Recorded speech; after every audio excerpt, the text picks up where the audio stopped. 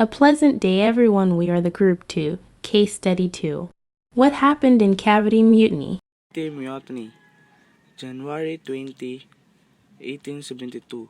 Brief uprising, 200 Filipino troops and workers at Cavite Arsenal, which became exercise for Spanish repression of the embryonic Philippine nationalist movement. Ironically, the harsh reaction of the Spanish authorities served ultimately to promote the nationalist cause. The mutiny was unsuccessful, and government soldiers executed many of the participants and began to crack down on the burgeoning Philippines nationalist movement. Many scholars believed that the Cavite Mutiny was the beginning of Filipino nationalism that would eventually lead to the Philippine Revolution of 1896. Spanish accounts of the Cavite Mutiny. Jose Montero y Vidal, who was a Spanish historian who interpreted that the mutiny was an attempt to remove and overthrow the Spanish colonizers in the Philippines. His account corroborated with the account of Governor General Rafael Izquierdo, the Governor General of the Philippines at the time of the mutiny.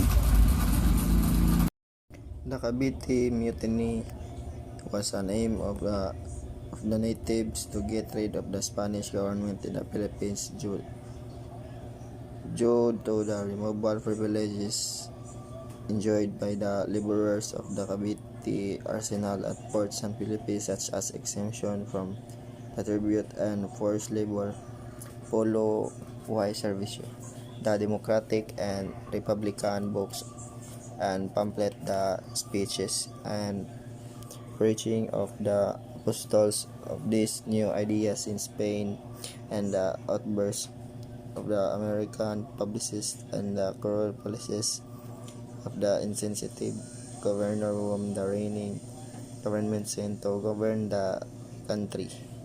Native Filipinos put into action these ideas were the occurring conditions which gave rise to the idea of achieving their independence. Primary source.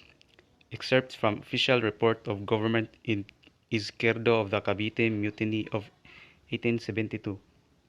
Governor General Izquierdo insists that the mutiny was stimulated and prepared by the native clergy, mestizos, and lawyers as a signal objection against the injustice of the government, such as not paying provinces of tobacco crops, pay tributes, and rendering of the forced labor. It's not clearly identified in the native plan to inaugurate a monarchy of our public because they do not have a word in their own language to describe the difference from the government, whose leader in Filipino would be called Hari. However, it turns out that they would set the supreme of the government, a priest, and the leader select would be Jose Burgos or Jacinto Zamora, which they have planned of the rebels who guide them, and means they counted upon the realization. Differing account of the event of 1872, two other primary accounts exist that seem to counter the account of Izquierdo and Montero.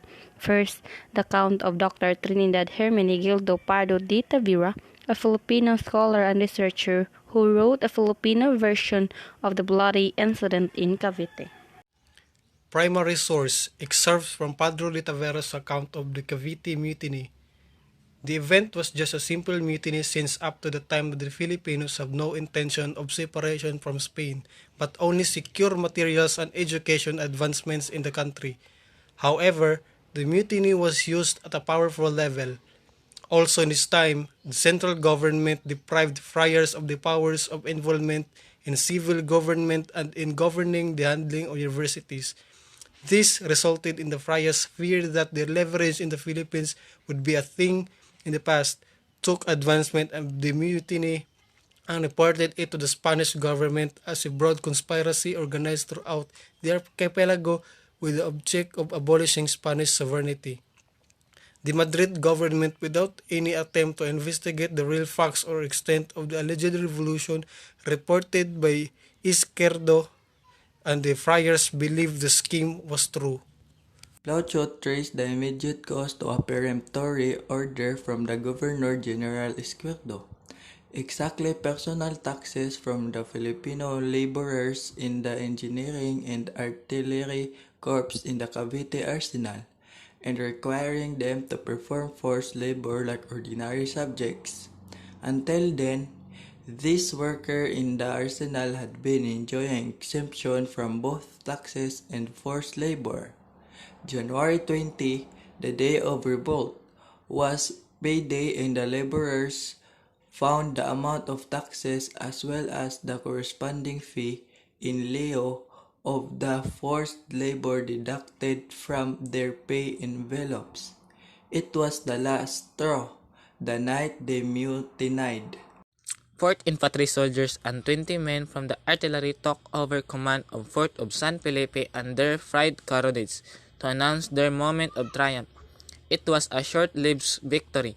Apparently, that mutineers had expected to be joined by their comrades in the 7th Infantry Company assigned to patrol the Cavite Plaza. They became terror-stricken. However, when they beckoned the 7th Infantry men from the ramparts of the fort and their comrades did not make any move to join them. Instead, the company started attacking them. The rebels decided to bolt the gates and wait for morning when support from Manila was expected to come. He gave a dispassionate account of it and its causes in article published in the Review des Deux Modes in 1877. He traced the primary.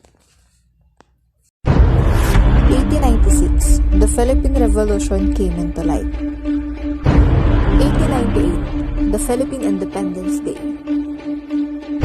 1872, the historical year for two events: the Cavite Mutiny and the martyrdom of the three priests. But what was really happened in Cavite Mutiny?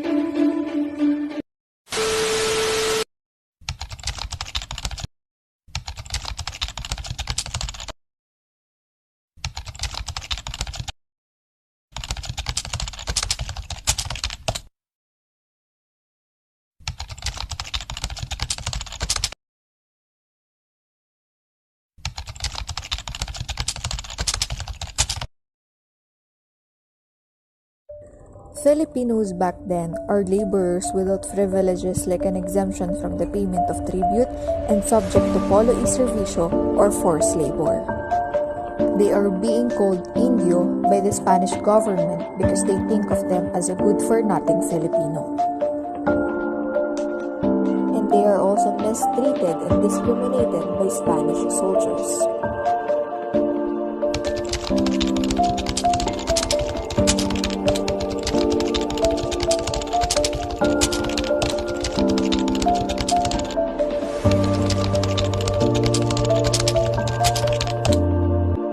The night in the same day they received their pay with the deducted taxes, an uprising of 200 Filipino troops and workers at Cavite Arsenal took over the command and announces their moment of triumph. The mutineers or the uprising were led by Sergeant Fernando Lamadrid, and they seized the fort and killed the Spanish officers. But fearing a general uprising, the Spanish government in Manila sent a regiment under General Felipe Genoves to recover the fort. But the besieged mutiny was quelled, and many mutineers, including Sergeant Lamadrid, were killed. Later, others were sentenced to death or hard labor.